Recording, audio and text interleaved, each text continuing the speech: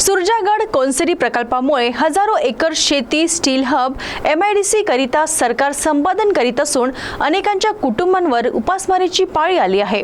गडचिरोली जिल्ह्यातील चामोर्शी तालुक्यातील आदिवासी व गैर आदिवासी यांच्या जमिनी अधिग्रहण करण्यासाठी सरकारने अनेकांना नोटीस बजावली व अनेकांच्या जमिनी अधिग्रहण सुद्धा झाल्या।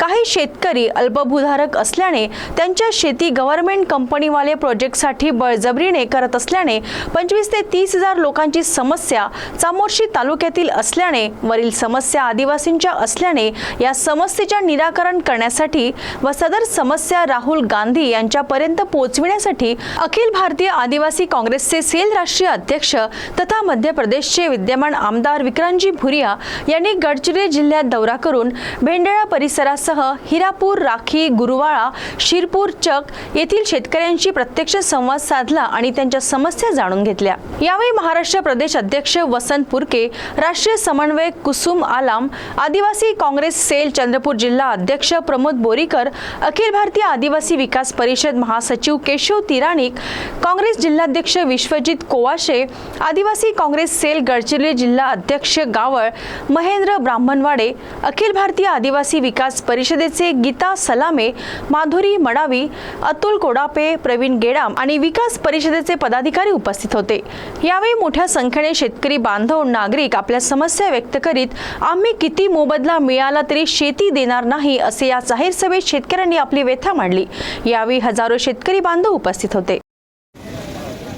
आज ये मेरा पहला दौरा है चंद्रपुर का और गढ़चिरौली का, और जिस तरह से आप सबने देखा होगा कि पूरे देश में आदिवासियों पर अत्याचार चल रहे हैं, उनकी ज़मीनें छीनी जा रही है, उनको जेलों में बंद करा जा रहा है, उन पर गलत केसेस ठोके जा रहे हैं। तो ये हमारी जवाबदारी है, क्योंकि आदिवासी कांग्रेस के माध्यम से जो जवाबदारी राहुल गांधी जी ने हमें दी है कि हम उस आखिरी पंक्ति के आदिवासी तक भी पहुंच सकें जो आज अपने आप को अकेला महसूस कर रहा है, कटा हुआ महसूस कर रहा है। तो आज जो ये पहला दौरा है, इसमें हम काफ़ी लोगों से मिलने वाले हैं और काफ़ी सारी जगह हमारी चर्चाएँ होने वाली हैं।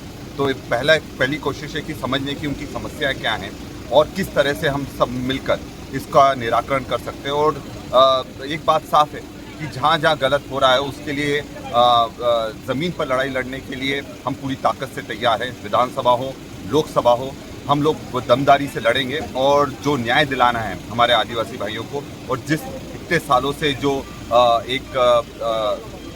एक संपर्क में उनको दिक्कत आ रही है और उनकी आवाज़ दिल्ली तक पहुंचने में जो समस्या आ रही है उसको दूर करने के लिए आज हमारा यहाँ आना हुआ। गडचिरोली जिल्ह्याला स्टील हब करण्याकरिता शासनाने सुरजागड प्रकल्प व कोनसरी प्रकल्प या ठिकाणी आणलेला आहे।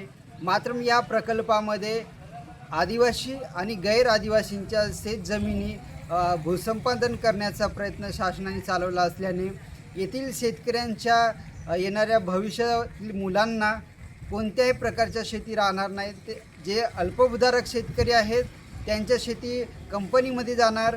मात्र तुटपुंजा अनुदानावर शेतकऱ्यांच्या शेती हिरावून घेण्याचा प्रयत्न शासन करीत आहे। मात्र आता आम्ही शेती विकणार नाही, आम्ही आपल्याला कंपनीला शेती देणार नाही, याकरिता गडचिरोली जिल्ह्यामध्ये अनेक मोर्चे आंदोलन चालवले जात आहे। चामोर्शी तालुक्यामधील 25 ते 30 गावाचा या कंपन्याशी संपर्क येत असल्यामुळे यांना अनेकांना भूसंपादन करण्यासाठी नोटीस बजावण्यात आलेली आहे। मात्र आता आमच्या जमिनी आम्ही कोणत्या हालतीत कंपनीला देणार नसल्याचे शेतकऱ्यांनी या भव्य सभेत म्हटलेले आहे। माझ्यासोबत बघू शकता चामोर्शी तालुक्यातील जवळपास 25 ते 30 गावाचा संपर्क या कंपनीशी येतो आणि यांनी सरळ आपल्या कंपनीला शेती देण्यासाठी नकार दिलेला आहे। मी प्रवीण गेडाम, CTV न्यूज, सावली, विदर्भ।